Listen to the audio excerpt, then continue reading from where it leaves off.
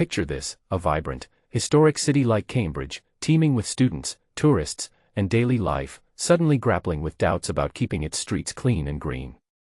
But here's where it gets controversial: the local council's handling of public bins has sparked a wave of admissions and apologies that question just how well our public services are managed. And this is the part most people miss: these mistakes aren't just errors, they highlight bigger debates on urban maintenance, environmental responsibility, and trust in local government.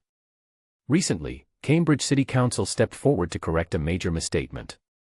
Back in August, they faced backlash after announcing that a handful of public bins had been removed because they were deemed underused. This was framed as part of an experimental initiative to optimize the placement, dimensions, and collection schedules of these essential street fixtures, ensuring they serve the community more effectively. However, the council has now clarified that this claim was off base. In truth, no underused bins have been taken away at all. To help newcomers understand, public bins are those communal containers we rely on for discarding trash and recyclables in parks, sidewalks, and busy areas.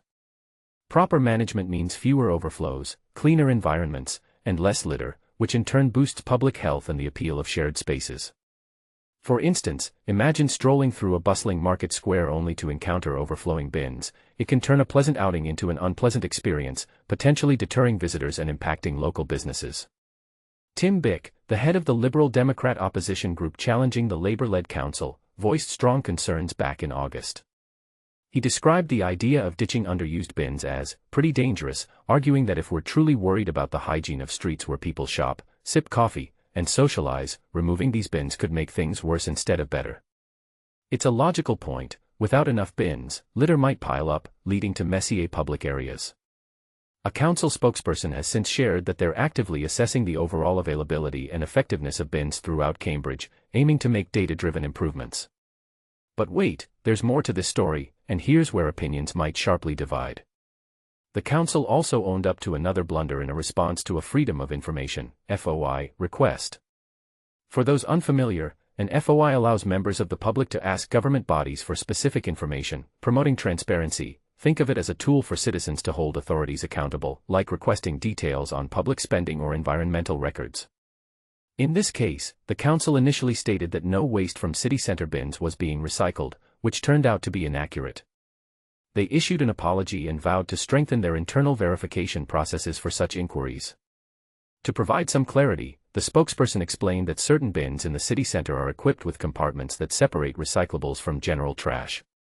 These are collected by vehicles and transported to a facility operated by Talia in Waterbeach, where the recyclable materials are processed and sorted according to legal standards. This setup contrasts with the zero recycling claim, showing how mixed messaging can occur in complex waste management systems. Now, let's address the elephant in the room. Is this just a series of honest oversights, or does it point to deeper issues like underfunding or rushed decisions in local governance?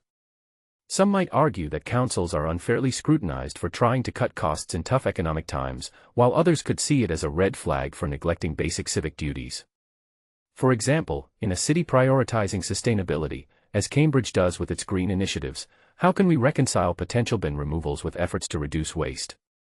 And what about the trust factor? When leaders admit mistakes about something as straightforward as bins, does it erode confidence in their ability to handle bigger challenges?